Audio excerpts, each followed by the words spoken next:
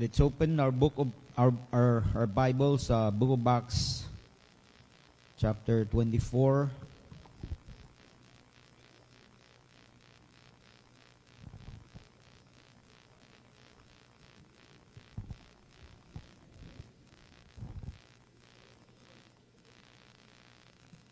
Book of Acts, chapter 24. I start with verse number 14. Verse number 14, Acts 24.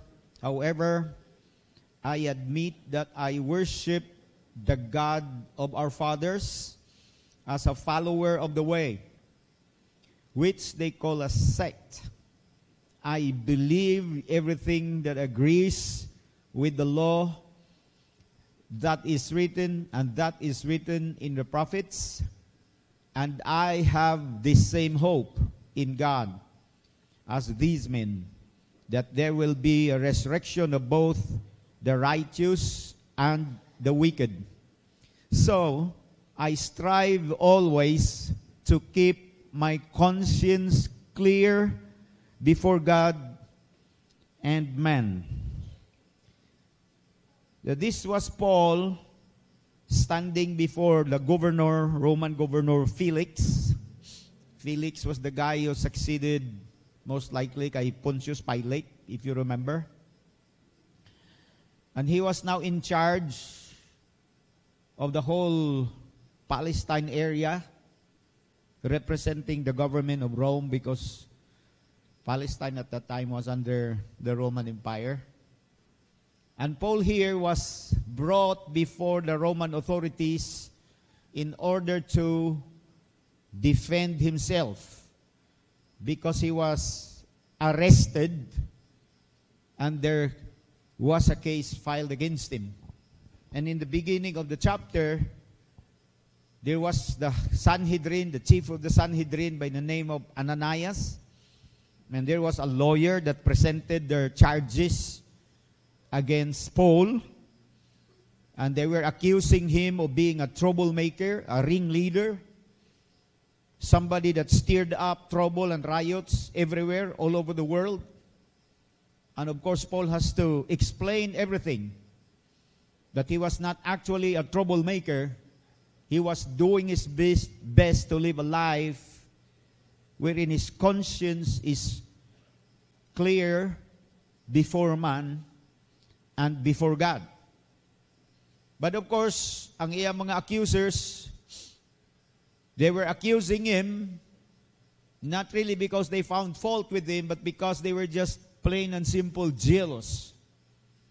Because Paul and the rest of the apostles were very effective in preaching the gospel, and as a result of proclaiming the gospel in the power of the Holy Spirit, many lives were transformed and changed. Even the sick were healed, and the demonized were set free.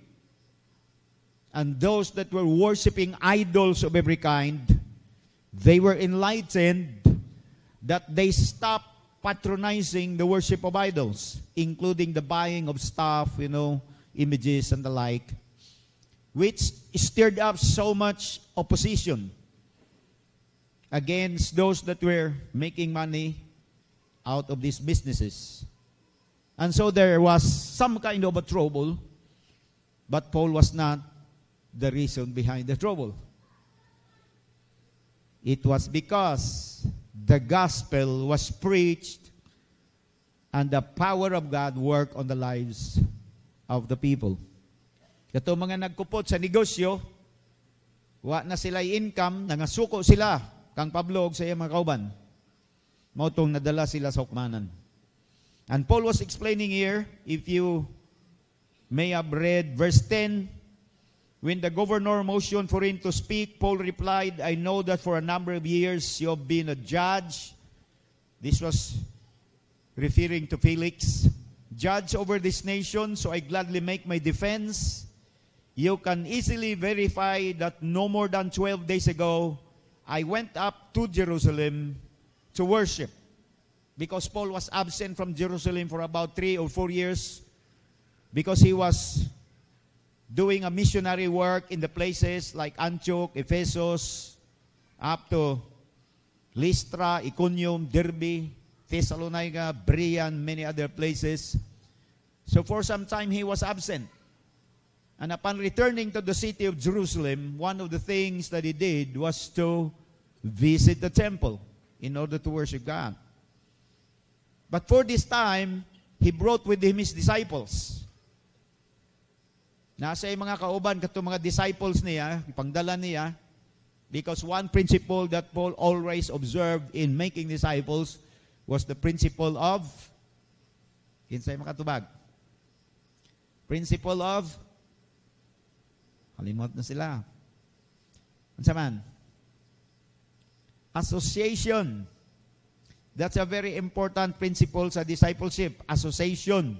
Because remember, discipleship is transfer of life. And life will only transfer pag sige mo uman-uban. Amen. Na? Muna nga, di na ka kinanglan mahimong tulisan. Kung gusto ka, uban-uban lang kas tulisan. Matulisan ka.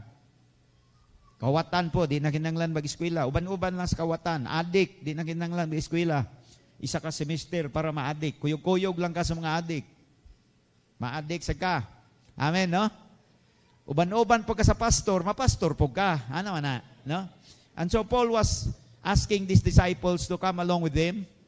Like Timothy, Trophimus, Segundos, ipang-mention na dito way back in chapter 19. And so gidala niya ng mga disciples in visiting Jerusalem. And of course, many of those disciples were full-blooded Jews, so they have the right to visit the temple. But some were half-breed like Timothy, whose mother was Jewish and the father was Gentile, so he was not allowed to enter the temple directly unless he goes through the process of becoming a Jew, full-fledged Jew first, which usaan na he has to be circumcised. And then there were full-blooded Gentiles that became converts unto Jesus Christ. They were forbidden from entering the temple. So when Paul entered the temple, the Jewish zealots or devotees, they thought that Paul was bringing Gentiles inside the temple, which was illegal dapat. That's why they accused him of causing trouble, ganito, ganyan, desecrating the temple. But Paul was not doing that because he knew what he was doing. And so he explained himself. But again, the very reason why they were angry was because lives were transformed. Amen. People were convicted and enlightened because the gospel, pure gospel, and gospel is the power of God, plus the enlightenment and anointing that comes through the Holy Spirit. The minds of people that were listening to Paul were opened up, enlightened. And so they made decisions to stop what they were doing that were not in line with God's will. They stopped sinning. They gave up their idols, their vices. They were willing that demons out of them will be cast out. And that's exactly what happened to many of them. In short, they became followers of Jesus, like Paul was following Jesus. Ang samanto sila gikan dito sa mga sinagoga o sa mga templo.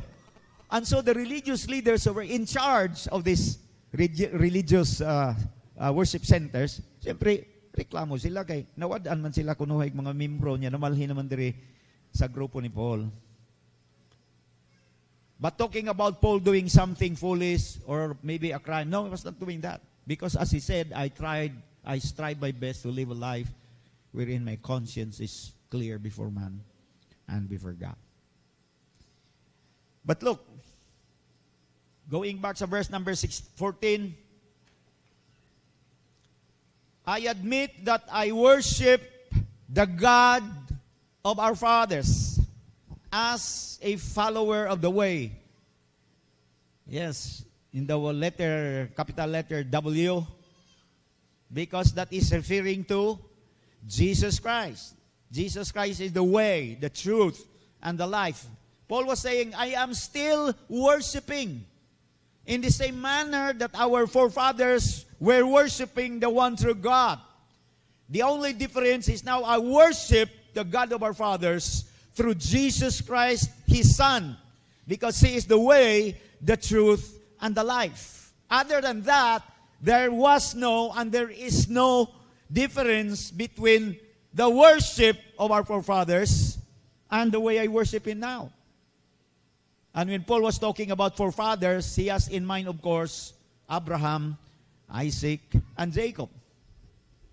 These were the three important personalities in the mind and in the heart of every Jew, because they always would look back to Abraham, to Isaac, and to Jacob. And the worship of these three generations of God followers were the same worship that Paul was doing, except that this time it's through Jesus Christ. And he has to explain why it was so. But first, let's think about Abraham, Isaac, and Jacob worshiping the one true God. Because when they were worshiping the one true God, their worship was relational. Meaning to say it was based on a relationship with this God. For example, Abraham. When Abraham began to worship this God, it happened because first God reached out to Abraham. Abraham at the time was pagan. He was surrounded by all kinds of paganism. All the people in their place was pagan. He was living in a place called Ur of Chaldea, which is present-day Iraq. And this was during the time when Iraq or Iran or Babylon or Chaldea was at the height of its paganistic practices. And Abraham was one among them. But then one day, God revealed himself to Abraham and spoke to him and called him. Leave your country, leave your people, leave your family, and go to the place where I will show you. I will bless you. You will become a blessing. I will make you a father of many nations. And through your seed, all the nations of the world will be blessed. And thereafter, Abraham embarked on a journey, entering into a relationship with this God whom he barely knew. But he would later on discover that as he would pursue God, follow after God, he will be able to develop a relationship with this God. That's how it started.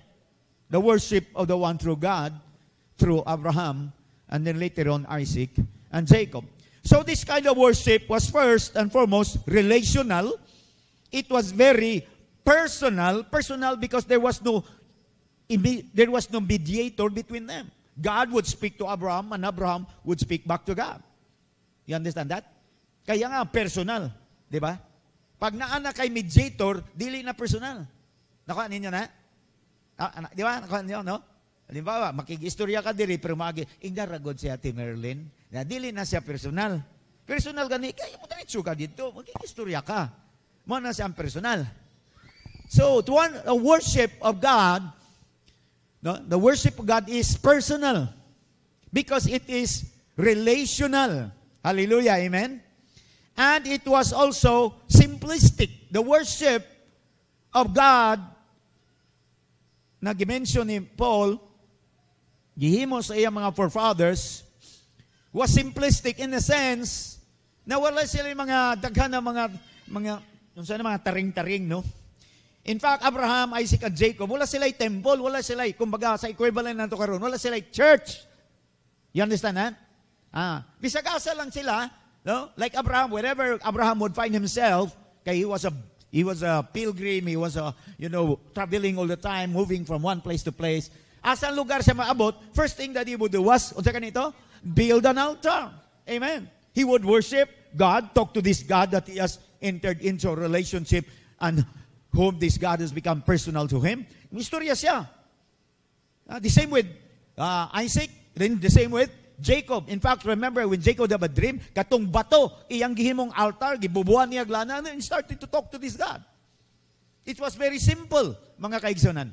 Only later on in the history of the Jewish people, when the Jews came out of Egypt, you remember that God started to give them instructions by way of Moses, when Moses was called on top of the mountain, and he was given the 10 Commandments, and aside from the 10 Commandments, he was given the blueprint of building a tabernacle, which, when they later on reached the promised land, that tabernacle was done away with, and then they built a permanent structure, which was called the temple.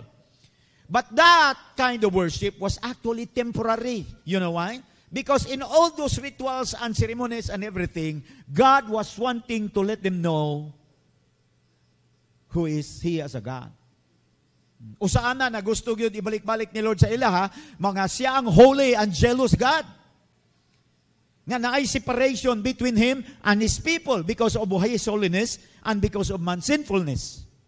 And they cannot go direct to God. Because God is holy and them being sinful cannot have an audience with God just like that. They have to go through some steps, ritual ceremonies, offering of animal sacrifices, shedding of blood, etc., etc. Pero temporary lang na. Later on, when you reach the New Testament, during the time of Jesus, especially with the beginning of the story in the book of Acts, the birth of the church, wala na yung ana. The apostles, they would worship everywhere, anytime, every time. Wala na sila animal sacrifices. Wala na sila permanente nga lugar. In most cases, they would just gather in the homes of believers and worship God. Because this God is the one true God. Paul was saying, I worship the God of my fathers. Forefathers. The same God that they worship in a relational, personal, simplistic way is the same God that I worship. God does not dwell in temples, remember, made by human hands. Amen. And so, Paul was referring to that because he knew that this is the one true God and His one true God do not change. He's forever the same. Ang iyang mga attributes, maulang gyapon, omniscient, omnipotent, omnipresent, wala na siya mausab, wala mag-diminish bisagaway ang kahimtangan sa Diyos. Maura gyapon siya nga Diyos, wala siya mausab. His ways of dealing with His people at different seasons in history may sometimes vary, but He Himself do not change. Amen?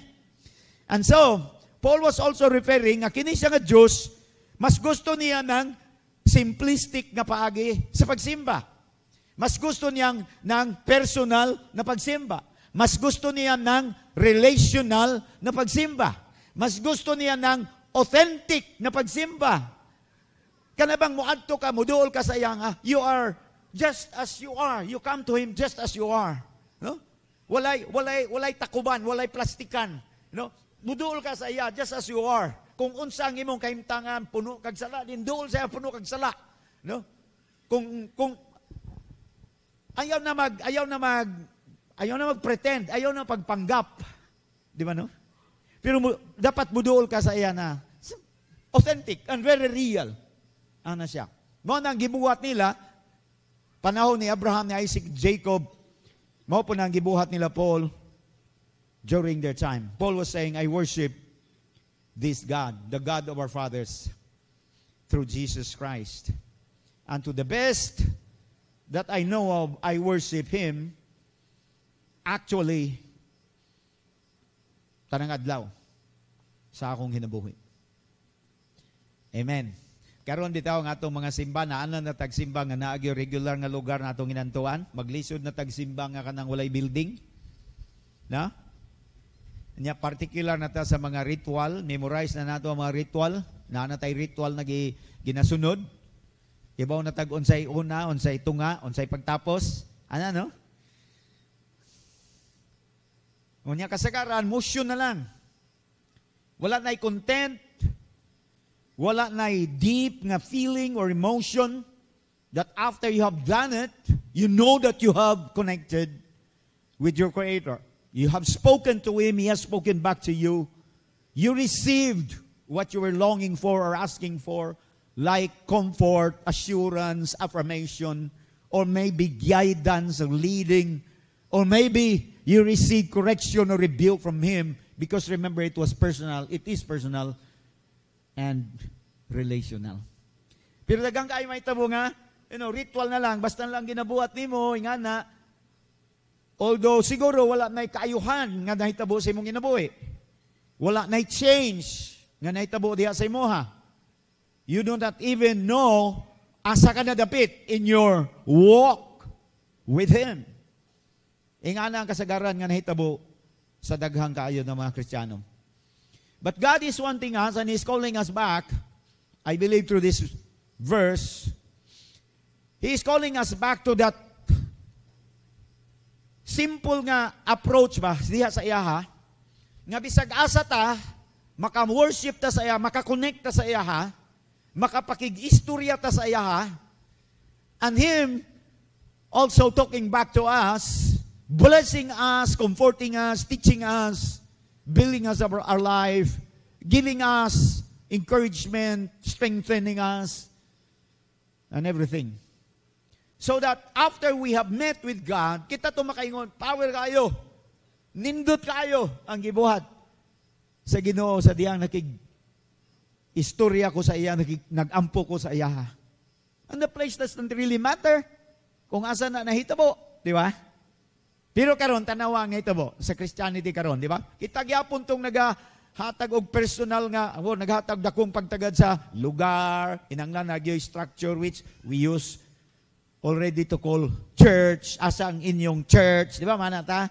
No? Asa makagikan sa church, ana gani?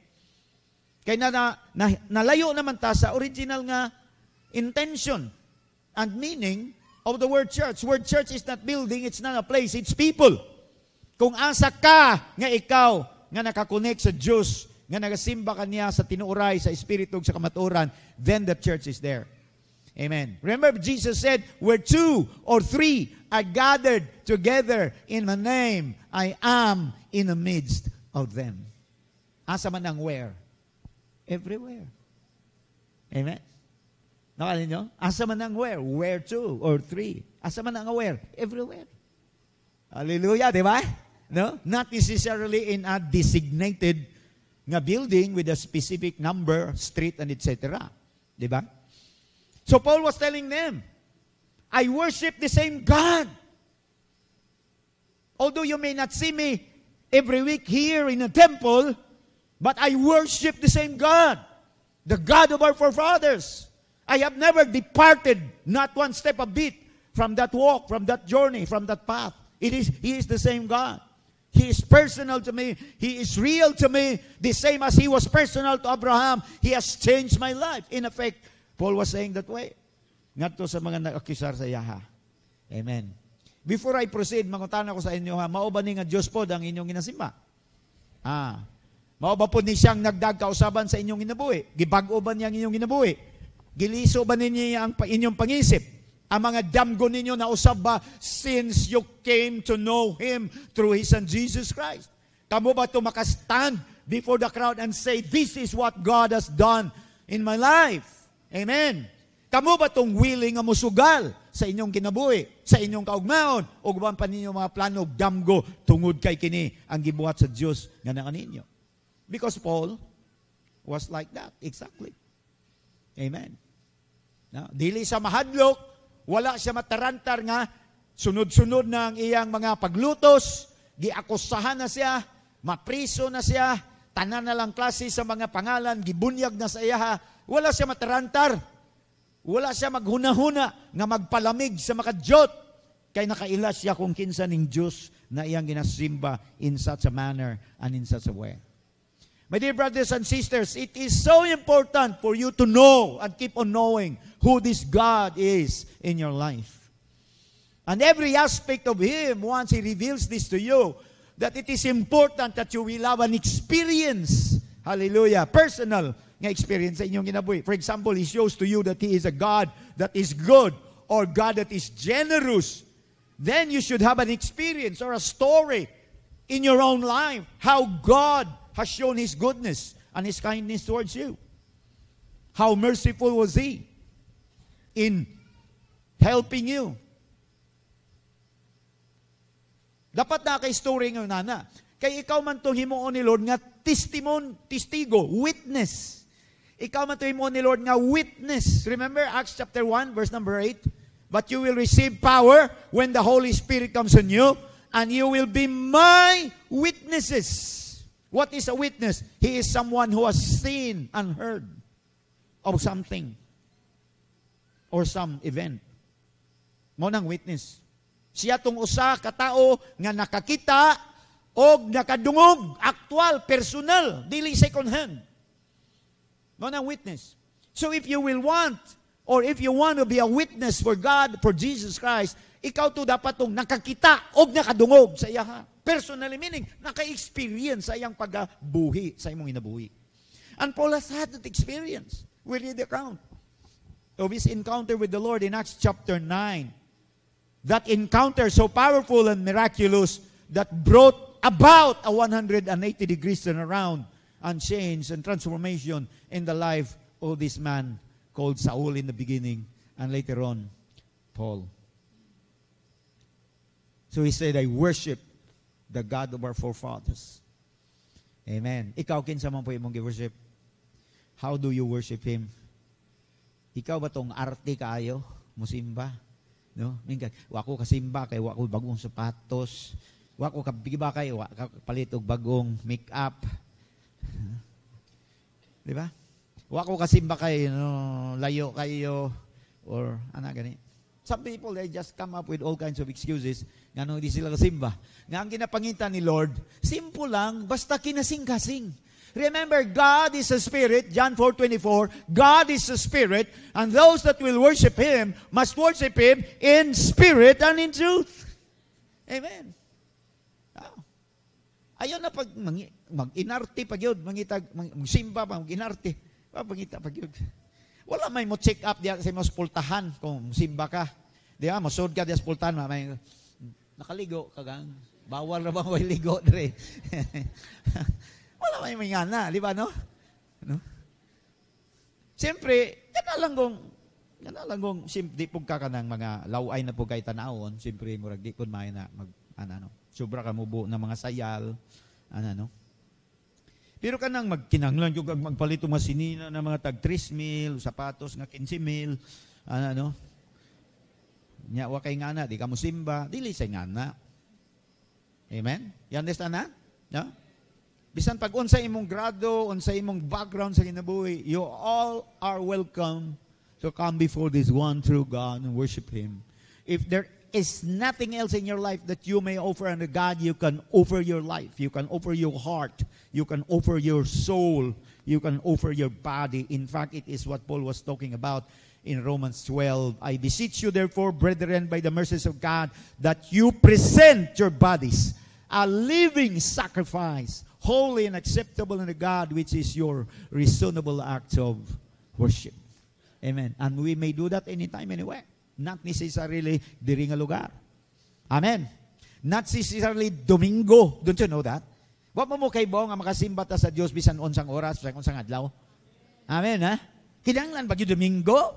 Di ba? Ang uban mo insist Sabado gyud kay ikapito gyud dapat Sabado gyud. Nganom daig Biyernes na nirado ang Ginoo. How about Lunes? Di siya mag-opisina? Martes?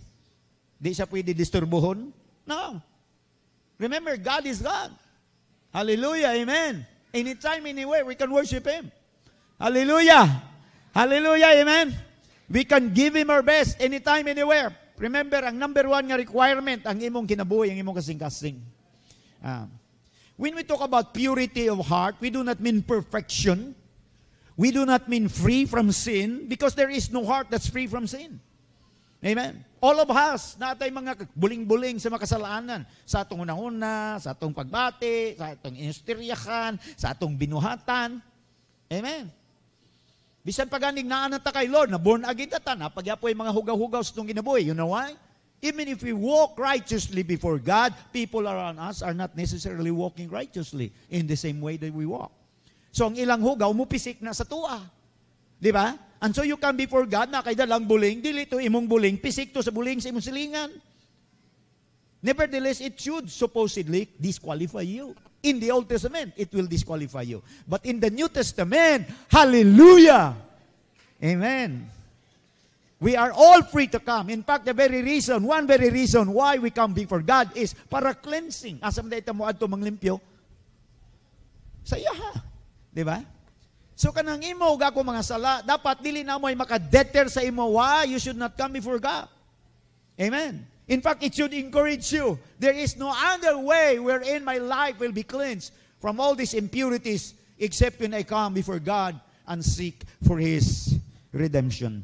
And that's exactly what He is expecting of us. Ang ato lang kinahanglan dalahon sa iya pure, sincere, honest, broken, contrite, repentant nga kasing-kasing. mga kaigsunan. Paul was saying, I worship the God of our fathers as a follower of the way, which they call a sect. Second, I believe everything that agrees with the law and that is written in the prophets. Paul was simply referring, kaning law and the prophets, referring to the scriptures that were available at the time, which was actually the Old Testament. Because during the time of Paul, wala pa nakumplito ang New Testament. Wala pa gani nasulat. Later on na. Ang una nga New Testament scripture nga nasulat is the book of Mark. Noon ang una nga gospel. Una nga nasulat.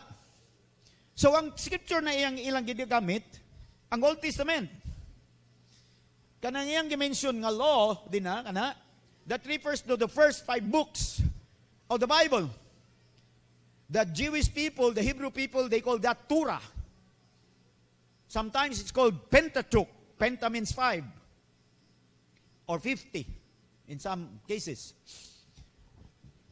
Mauna, and then the prophets, of course, the writings of all the other prophets, chronicles, including the Psalms, Proverbs, mauna ang nag-comprise sa Old Testament. And Paul was saying, I believe everything that agrees with the law and that's written in the prophets. Paul was declaring before them, I am building my life all throughout the days of my life on earth on the strongest of all foundation, and that is God's Word. Amen. Mo na yung gusto ipahibalo. Na wala siya nilayo sa Diyos, wala siya nibulag sa Diyos, padayon siya nagasimba, wala po siya nibulag sa pulong sa Diyos. Because the religious people, the Jewish religious people, we're accusing him na wala na siya nagsunod sa nangasulat. Ito, no. I worship the same God that our forefathers have worshipped. I believe in the same scriptures that they believed in. Day by day, I'm building my life sa pulong sa Diyos. Amen. Because that is how it should be for all God worshipers. Dapat ang tanan ng mga tinuod nga nagasimba sa Diyos, mutukod sa ilang kinabuhi diya sa pulong sa Diyos. What does it mean, building your life on the Word of God? Let's go to Matthew chapter 7. In Matthew chapter 7, if you are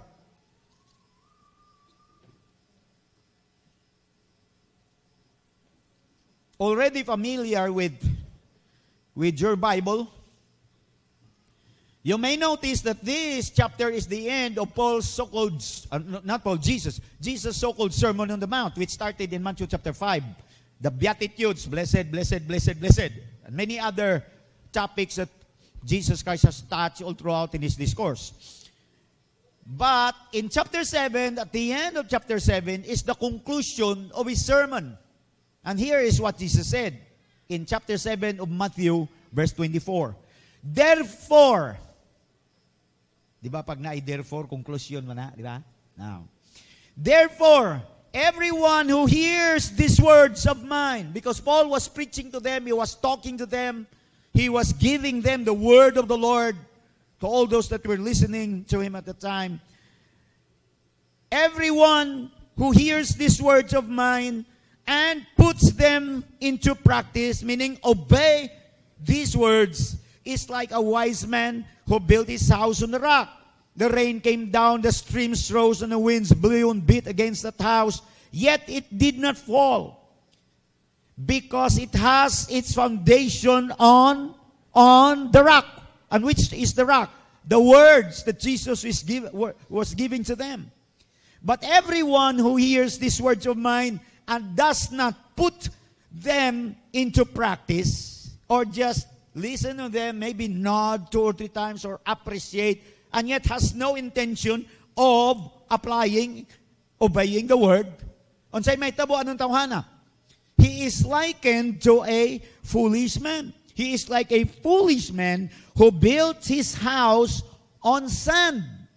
The rain came down, the streams rose, the wind blew and beat against that house, and it fell with a great crash. Amen. So as people were gathered around Jesus, and as he was preaching to them and talking to them, in the heart and mind of Jesus, He was dividing these people into two camps, into two groups. One group belongs to the foolish, and the other group belongs to the wise.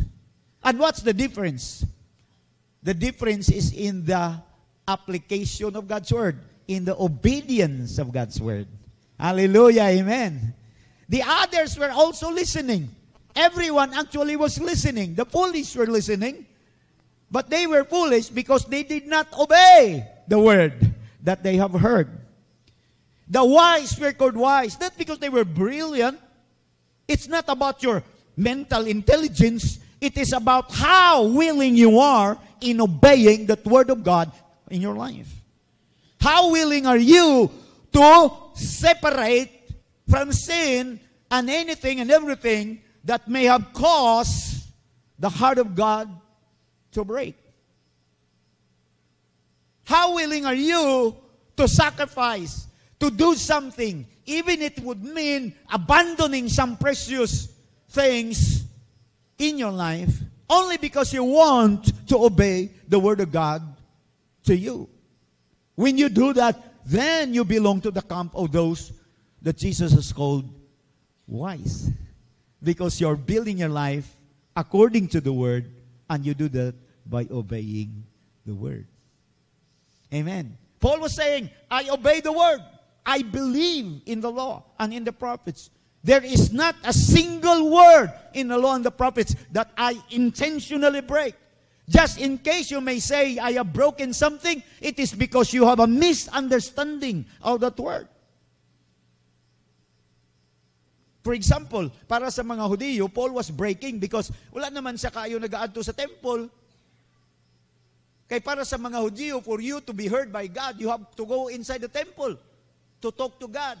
If you talk to God outside of the temple, God will not listen to you.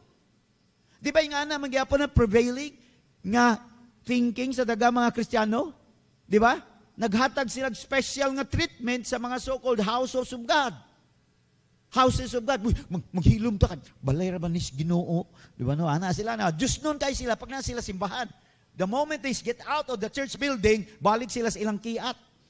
Di ba? Kaya nakalimot sila nga ang tinud nga templo ang lawas. Ikaw mismo ang tinud nga templo. Ang Espiritu sa Diyos, nagapuyo na diya sa imo. So dapat walay kalainan sa imo kung naa ka din o kuto ka sa eskwelahan. Because you yourself is the very temple of God. Ikaw mismo ang church ni Lord.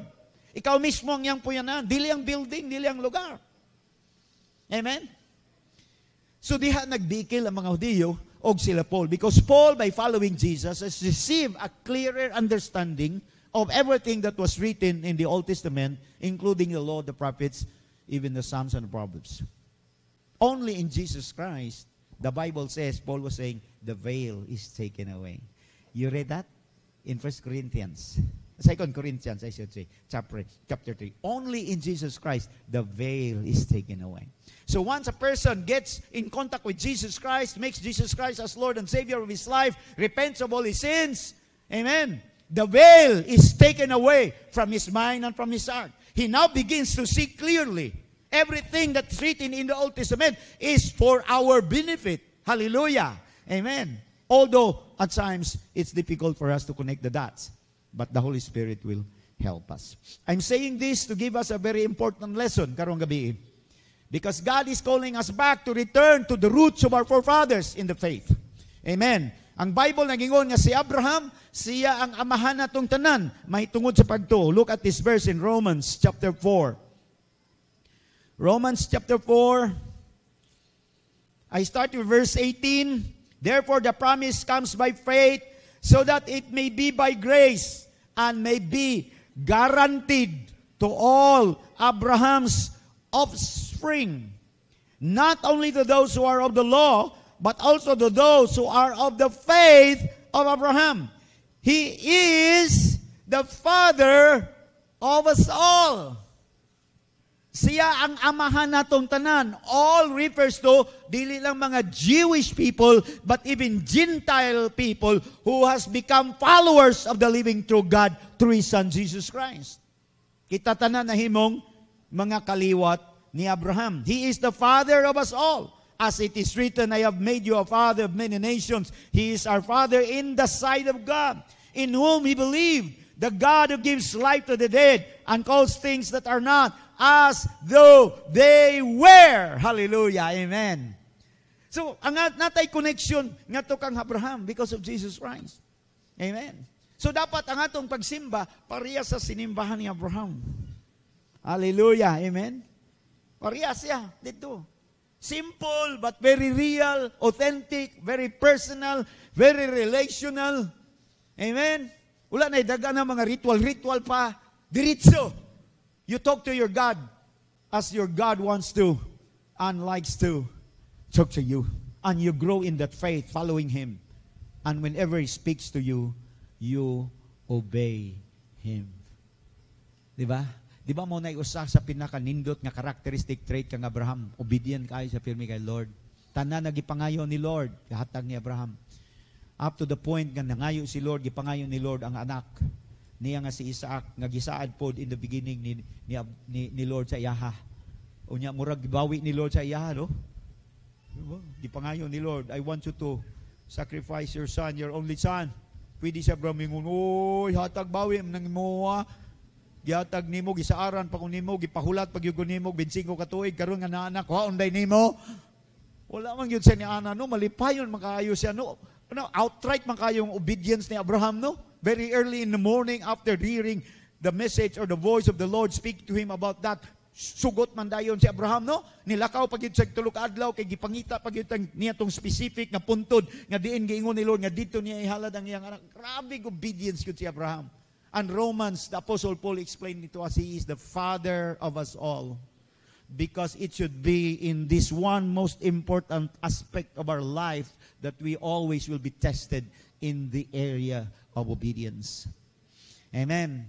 That is why when Jesus was commissioning His disciples, Matthew chapter 28, let's go back to that verse again. It's a great commission. Matthew 28, verse 19. Jesus was telling His disciples, go and make disciples of all nations. Hallelujah. Remember, this is a great commission. The great commission, this is not the great suggestion. This is the great commission. Amen. Go and make disciples of all nations, baptizing them in the name of the Father and of the Son and of the Holy Spirit. Ang sa isunod, teaching them to obey everything I have commanded you. Tudloi sila sa pagtuman sa tanan nga akong gisugo kaninyo. Listen carefully. Please listen carefully. Because many times in the past years, all that we did with our disciples is teach them all the commands of God. Nakuha ninyo? Na-notice ninyo ang difference. Muragwat siguro mo kabantay. Ang gibuhat nato sa kasagaran sa una, gitudluan lang nato sila sa tanang sugo sa Diyos. Dili man na mo'y giingon ni Lord. Wala man sa mingog, teach them all that I commanded you. Unsa iyang giingon, be? Teach them to obey. Dako kay diferensya. Ha? Teach them to obey and teach them all the commands. Dako kay diferensya. You may memorize all the commands, but if you do not obey, it's nothing. Walay pulos ang imong pagka-Kristiyano na memorize nimong tanan sugo, wa nimo gituman. Daghang kay mga Kristiyano, bright kay sa Bible. 3,000 ang ilang mga verses nga na-accumulate. Pero walay usana na ilang gituman. They can debate, they can argue. Pero wala nila natuman ang giingon ni Lord. Discipleship is about teaching the people of God to be obedient. Because it is only when we start obeying that our blessings will start to come. Amen. In the Old Testament, naigisultihan na ang Lord. Isaiah chapter 1 verse 19. Look at this verse. Isaiah 1 verse 19. If you are willing and obedient. Hallelujah. What will become of you if you are willing and obedient? You will eat the best. Say the best. Diba? The best will only come when you are willing and obedient. Now, you notice the connection or the merging of willingness and obedience. Because sometimes you obey, but you were not obeying out of a willing heart. Di ba? Usay, nagsugot lagi ka, pero kanang gibigyan sa Bisaya, sugot pero pungot. Di ba? Panghugas sa plato, nanghugas pero gipangbundak ang plato. Saba kayo, di ba? No? Ana, di ba? Nangagibang ang mga kilid-kilid sa baso. Ano gani? Nanglaba pero basta-basta naglaba, judo-judo lang, ana, was-was na inritso. Kaya nga, no, di ba no? Giana-ana lang, wala na, was-was na, daog na, kay nagdali, kay maato pa sa mall, kay naika-date, ano gani? But remember, true obedience comes from a heart that's willing. Hallelujah. Amen. Please do not obey when you are not willing, because it won't qualify. It will not be counted. If you are willing and obedient, I have good news for you. Who will make us willing in the first place? God Himself. God Himself. I show you the verse. Let me find it for you. Tabangi ko. Asa na to?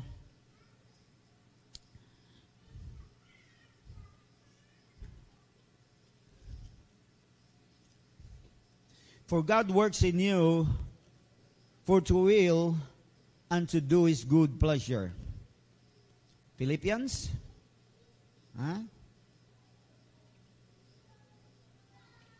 Philippians chapter 2 verse 13. That's the verse. Philippians 2 verse 13. That's number 4. Yeah. For it is God who works in you to will and to act. Act means obey. But first, before you can act, He works first in your life to make you willing. Amen. God works in you to will and to act according to His good purpose. Amen. So that now, it is a lot more easier for all of us to be obedient to God compared to the Old Testament people. Because in the Old Testament people they were obliged. And there were stiff penalties just in case they don't obey. Amen. In the New Testament, hallelujah, God first works in our hearts, making us willing. And once we are willing, we act out of willingness. So that now our obedience becomes a delight and a joy. Amen. Lipay kaayo ta kay naka-obey man ta. Amen. Including ang mga sufferings and persecution. Manabasa na ito sa Book of Acts chapter 4 nga sila gipangkulata. Nalipay sila. Nalipay sila nga gibunal-bunalan sila. Salamat, Lord. Di ba? Nga naman. Because in the first place, God made their hearts willing. Willing to go, willing to preach, and willing to suffer the consequences of that obedience. Amen. They were no longer considering themselves, looking at themselves. They were always setting their eyes onto the Lord that called them and made them His instruments. Balik ta sa Acts. I have one more item here, and then I'm done. Ingon siya, I have the same hope. I worship the God of our fathers. I believe in everything. That's number 2. Number 3, I have the same hope in God as these men, referring to his accusers. That there will be, what is this hope about? That there will be a resurrection of both righteous and the wicked. Grabe ni siya, the hope of resurrection is a powerful hope. Because what makes Christianity different compared to all other religions is the hope of resurrection. Amen. Just as Jesus Christ, our Lord, Savior, and Redeemer, rose back to life from the dead, everyone who may die believing and following Him will also be resurrected back to life. Death is the last enemy of man. Death is the fiercest enemy, most hated and feared enemy of man. But when you have faith in Jesus, you have also hope in Him. That is why you do not fear death anymore. Even as you do not fear nga walay bugas, di na kamadlok. Di na kamadlok walay bugas, di na kamadlok walay balang cellphone or walay cellphone, di na kamadlok walay uyab, di na kamadlok. Kay dili naman gani kamadlok sa kamatayon. Wow, di ba? Di naman gani kamahadlok sa kamatayon. Ngano di kamadlok? Kay bisan pag mamatay ka, na may pagkabanhaw. Hallelujah, amen. Na may pagkabanhaw, hallelujah. Unya dili lang basta pagkabanhaw nga muuban ikaw kay Lord hangtod na sa walay kalapusan. First Thessalonians chapter 4 beginning with verse 13 paingon sa last verse, that is why mingon sa verse 18. First Thessalonians 4 verse 18. Therefore encourage one another with these words. What words was he talking about that should be used in encouraging believers? The words that there's resurrection. Hallelujah, amen. Nabisan pag moagi ka sa kalisdanan, padulong na dito sa kamatayon, dili katapusan sa imong hinabuhi. Kambyo lang kag chapter, kambyo lang kaog address. Hallelujah. The hope of resurrection. I have this hope. Hallelujah in my life. That's come out to sila, grabe. Grabe yun sila, ngalagad yun sila, no? Tininood yun ilang pagalagad. Walay pugong-pugong, walay hawid-hawid. Buhos tanan ilang pagalagad. Because they knew who this God that they were worshiping. They anchored their faith in the scriptures that do not change. And they embraced the hope that Jesus has promised to them. Karong gabi, asa ka naman dapit sa imong pag-relate kay Lord? Asa ka na dapit? Ikaw pa bagihapon tong sulong, orong, di ba no? Musulong og kausa, atras og kaduha. Ano yan no? Ikaw ba tong usay mo, liko diri? No? Onyag maagapan og sit-sit, makabalik rapod. Pero diri na pod spikas mo liko. Ano gani? Very erratic and unstable pa ang imong paglakaw kay Lord. Ikaw ba to? Siguro mangutan na ka, unsa may hope na ko ani pastor, o ako ba tong hopeless na ko, wala na ba ko'y kasulbaran na ini, mao na beginning dagan sa kong hinabuhi? Erratic and unstable. No. There is always hope for as long as you're alive. Amen. Pero ang pinakanindot nga buhaton, ayon nagdugaya na ingana. Kaya ang resulta mo na may mong waste of time. Masayang bang oras nimo ba? No? No. Na ay naghinulsol at the end sa iyang ginabuhi. Bedside repentance ang tawag. Diya siya sa kilid na sa iyang deathbed nagrepent. Called on the name of God, the name of Jesus, Lord, forgive me. O tanong mo, acceptable ba na? Acceptable. Acceptable as in acceptable. Kaya ang sayang lang diha, kaya naghinulsol ka, wala magamit ang imong hinabuhi. Og naghinulsol pa ka 20 years ago, you had 20 years of serving God and His people. Imagine naman kinabuhi nga naka-benefit sa imong pagserbisyo. Kaysa dito nakaskilid sa imong kamatayon, last seconds ka na naghinulsol. Kaanugon sa gasa, sa talento nimo, sa serbisyo nga unta imong nabuhos para sa kayuan sa imong isig kaingon. Di ba? At least naluwas ka, malangit ka. Pero walay reward nga mapaabot nimo because your entire lifetime you wasted in just serving your flesh, serving the devil, serving the world. You did not serve the Lord. Muna wisdom tells us, karon nang pinaka-the best na panahon para mag-alagad kay Lord. Amen? Ingon si Paul, this is the last verse I read, 2 Corinthians 6, verse number 1 and 2. Muna ang iyang challenge sa iyang mga audience. 2 Corinthians 6. As God's fellow workers, we urge you not to receive God's grace in vain.